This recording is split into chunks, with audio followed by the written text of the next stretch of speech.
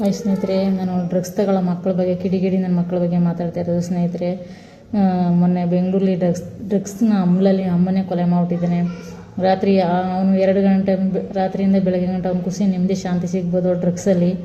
ಜನ್ಮ ಕೊಟ್ಟು ತಾಯಿನಿ ಹೋದ್ಮೇಲೆ ಬೆಳಗ್ಗೆ ಹೊತ್ತೆದ್ದು ನಮ್ಮಮ್ಮ ಇಲ್ಲಿಂದ ಕೂಗ್ತಾನೆ, ಅಂಬಲಿಸ್ತಾನೆ. ಅವಾಗ ಸಿಗ್ತಲ್ಲ ಹೋಗಿರೋ ಜೀವ ವಾಪಸ್ ಬರುತ್ತಾ? ನೀವು ಡ್ರಗ್ಸ್ ತಗೊಳ್ಳೋಕೆ ಮುಂಚೆ 100 ಸರಿ ಯೋಚನೆ ಮಾಡ್ಬೇಕಲ್ವೇನ್ರು? ಬೀಡಿನೇ ಆಗಲಿ, ಸಿಗರೇಟಲ್ಲಿ, ಕುಡ್ತನ ಆಗಲಿ, ಗುಟ್ಕನೇ ಆಗಲಿ, ಆ ಜಾಗಕ್ಕೆ ಹೆಜ್ಜೆ ಇಡೋಕೆ ಮುಂಚೆ ಯೋಚನೆ ಮಾಡಬೇಕು. ಅದು ನಮ್ಮನ್ನು ಕೂಗಲ್ಲ, ನಾವು ಅದ್ರ ಅಲ್ಲಿಗೆ ಹೆಜ್ಜೆ ಇಟ್ಟಾಗ ನಮ್ಮನ್ನು ಬಿಡೋಲ್ಲ. ಅದು ಬಿಡೋಕ್ಕೆ ಸಾಧ್ಯನೇ ಇಲ್ಲ. ಒಂದು ಸರಿ ಅಡಾಪ್ ಆಗ್ಬಿಟ್ರೆ ಡ್ರಗ್ಸ್ಗೆ ಅದು ಬಿಡೋಕ್ಕಾಗುತ್ತಾ? ಆಗಲ್ಲ, ಸಾಧ್ಯನೇ ಇಲ್ಲ. ನಮ್ಮ ಮನಸ್ಸನ್ನ ನಾವು ಕಲ್ಲು ಮಾಡ್ಕೊಂಡು ದುಡ್ಡೋ ನಿರ್ಧಾರ ತಗೊಂಡು ಬಿಟ್ರೆ ಒಂದು ಹೋಯ್ತು. ಇಲ್ಲಾಂದ್ರೆ ಯಾವ ಬ್ರಹ್ಮನೇ ಬಂದರೂ ಬಿಡೋಕ್ಕಾಗಲ್ಲ. ನಿಮ್ಮ ಅಮ್ಮಲಿಗೋಸ್ಕರ ಅಮ್ಮನ್ನೇ ಕೊಲೆ ಮಾಡಿಬಿಟ್ಟೆಲ್ಲೋ. ಯಾಕೋ ಎಲ್ಲಿ ಸಿಗ್ತಾಳೋ ನಿಮ್ಮಮ್ಮ? ಎತ್ತಿ ಒತ್ತಿ 9 ತಿಂಗಳು ನಿಮ್ಮ ಸಾಕಿರೋದಕ್ಕೆ ಅವಳು ನಿನ್ನ ಹತ್ರನೇ ಜೀವ ತೆಗಿಸ್ಕೊವಲ್ದಲ್ಲೋ? ನಿಮಗೇನು ಅನ್ಸಲ್ವೇನೋ? ಬೆಳಗ್ಗೆ ಎದ್ದು ಹುಡುಕ್ತಿ ಎಲ್ಲಿ ಸಿಗ್ತಾಳೋ? ಸಿಗ್ತಾಳೇನೋ? ಈ ಸೋಷಲ್ ಮೀಡಿಯಾ ಬರೋಕ್ಕೂ ಮುಂಚೆ ಇವೆಲ್ಲ ನಮಗೇನೂ ಗೊತ್ತಾಗ್ತಿಲ್ಲ. ಈಗಲೂ ಸಹ ನಮ್ಮ ಊರಲ್ಲಿ ಹೊಲ ಮನೇಲಿ ಕೆಲಸ ಮಾಡೋರು ಇನ್ಲಿಕ್ಕೆ ನಮ್ಮ ಅಮ್ಮನಷ್ಟು ವಯಸ್ಸವರು ಸೋಷಿಯಲ್ ಮೀಡಿಯಾದ ಬಗ್ಗೆ ಏನಂತಲೇ ಗೊತ್ತಿಲ್ಲ. ಅಲ್ಲಿ ಏನಾಗುತ್ತೆ, ಇಲ್ಲಿ ಏನಾಗುತ್ತೆ ಏನೂ ಗೊತ್ತಿಲ್ಲ. ನಮಗೂ ಗೊತ್ತಿಲ್ಲ. ನಾವು ಜಾಸ್ತಿ ಇನ್ಸ್ಟಾಗ್ರಾಮ್, ಯೂಟ್ಯೂಬ್, ಫೇಸ್ಬುಕ್ ಎಲ್ಲ ನೋಡೋದ್ರಿಂದ ನಮಗೆ ಈ ಥರ ಅಲ್ಲಿ ಹಿಂಗಾಗಿದೆ ಇಲ್ಲಿ ಹಿಂಗಾಗಿದೆ ಅಂತ ಗೊತ್ತಾಗೋದು. ಇಲ್ಲಾಂದ್ರೆ ನಮಗೇನು ಗೊತ್ತಾಗುತ್ತೆ? ಅಮ್ಮ ಮಗ ಕುಡಿತಾನೆ ಅಂದ್ಬಿಟ್ಟು ಅಮ್ಮ ಮಗನ ಸಾಯಿಸೋದು, ಅಮ್ಮ ಬುದ್ಧಿ ಹೇಳ್ತಾಳೆ ಅಂದ್ಬಿಟ್ಟು ಅಮ್ಮನ ಮಗ ಸಾಯಿಸೋದು. ಇದೇನು ಬಾಂಧವ್ಯಕ್ಕೆ ಏನು ಬೆಲೆ ಇಲ್ವೇನ್ರು? ಯಾಕ್ರೋ ಹಿಂಗೆ ಸಾಯ್ತೀರಾ? ಎತ್ತಿ ಒತ್ತಿರೋರ್ಗೇನು ಚೂರು ಬೆಲೆನೇ ಇಲ್ವೇನ್ರು? ನಿಮ್ಮ ಸ್ವಾರ್ಥಕ್ಕೋಸ್ಕರ ಯಾಕ್ರ ಜೀವ ತೆಗಿತೀರ ಅವ್ರನ್ನ? ಅವ್ರ ಜೀವ ತೆಗೆದ್ಬಿಟ್ರೆ ಅವ್ರ ಜೀವ ಹೊಟ್ಟೋಗುತ್ತೆ ಕಣ್ರು. ಅವ್ರು ನಿಮ್ಮದೇ ಅವ್ರ ಸ್ವರ್ಗ ಲೋಕಕ್ಕೆ ಎಲ್ಗೋ ಒಂದು ಕಡೆ ಹೋಗ್ತಾರೆ, ಸ್ವರ್ಗಕ್ಕೋ ನರ್ಕಕ್ಕೋ. ಅವರು ಒಂದು ಸರಿ ಹೊಟ್ಟೋಗ್ತಾರೆ. ನೀವು ಕೊನೆ ಉಸಿರು ಭೂಮಿ ಬೀಳೋವರೆಗೂ ನೀವು ನರಳಿ ಸಾಯ್ತಿರಲ್ರೋ. ಅದನ್ನು ಯಾಕ್ರೋ ಕರ್ಮ ಓದ್ಕ ಸಾಯ್ತೀರಾ? ಡ್ರಗ್ಸ್ ಅಡಾಪ್ ಆಗೋಕ್ಕೂ ಮುಂಚೆ ಯೋಚನೆ ಮಾಡ್ಬೇಕಂಡ್ರು. ಏನೋ ಖುಷಿ ಏನೋ ಸಿಗುತ್ತೆ. ಇವಾಗ ಸಿಗ್ಬೋದು ನಿಮ್ಗೆ ಖುಷಿ, ನೆಮ್ಮದಿ, ಶಾಂತಿ.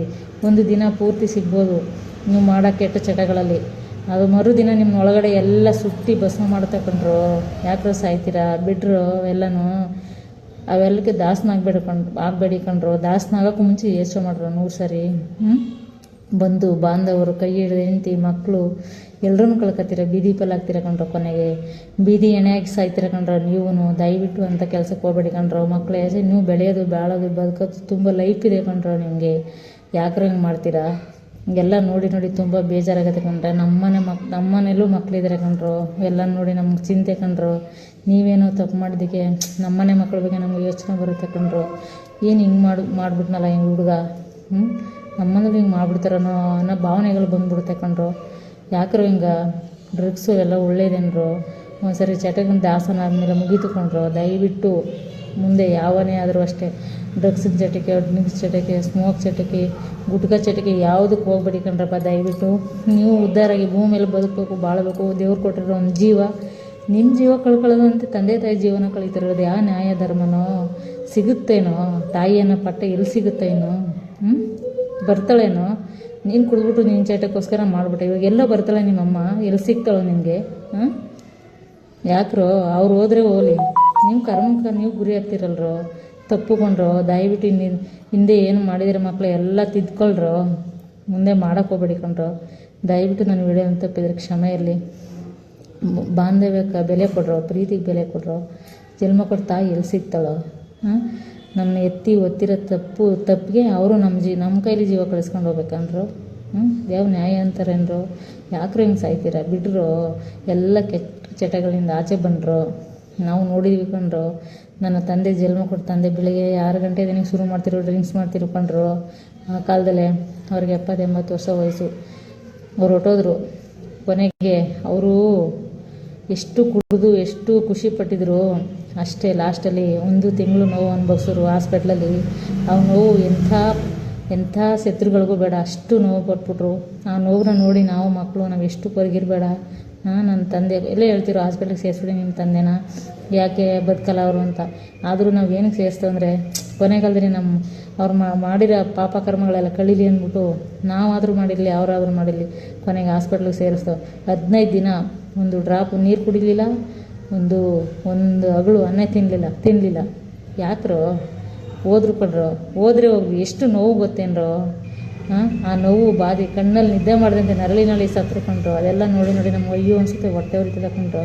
ಯಾಕ್ರೋ ಜನ್ಮ ಕೊಟ್ಟು ತಂದೆ ತಾಯಿಗೆ ಒಂದು ಸ್ವಲ್ಪ ಗೌರವ ಮರ್ಯಾದೆ ಕೊಟ್ಟರು, ಅವ್ರು ಎತ್ತಿರೋದೇ ತಪ್ಪೇನ್ರು? ದಯವಿಟ್ಟು ಎಲ್ಲ ಯಾರೇ ಚಟಕ್ಕೆ ದಾಸನಾಗೋಕ್ಕೂ ಮುಂಚೆ 100 ಸರಿ ಯೋಚನೆ ಮಾಡ್ರು.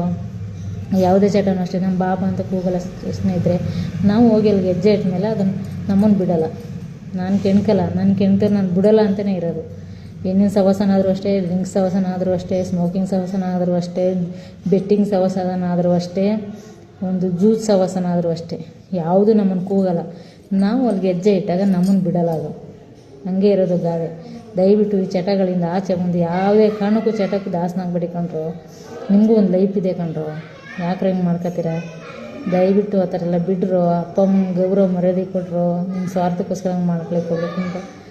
ದಯವಿಟ್ಟು ನೀಡೋದು ತಪ್ಪಿದ್ರೆ ಕ್ಷಮೆಯಲ್ಲಿ. ಏನೋ ನನಗೆ ಎಲ್ಲ ನೋಡಿ ಬೇಜಾರಾಗಿ ಒಂದು ವಿಡಿಯೋ ಮಾಡ್ತಿದ್ದೀನಿ ಸ್ನೇಹಿತರೆ. ಲೈಕ್ ಮಾಡಿ, ಶೇರ್ ಮಾಡಿ, ಫಾಲೋ ಮಾಡಿ, ಸಪೋರ್ಟ್ ಮಾಡಿ. ತುಂಬ ಜನಕ್ಕೆ ಇದನ್ನ ಶೇರ್ ಮಾಡಿ ಸ್ನೇಹಿತರೆ. ಬುದ್ಧಿ ಕಲೀಲಿ ಮಕ್ಕಳು ಮುಂದೆ.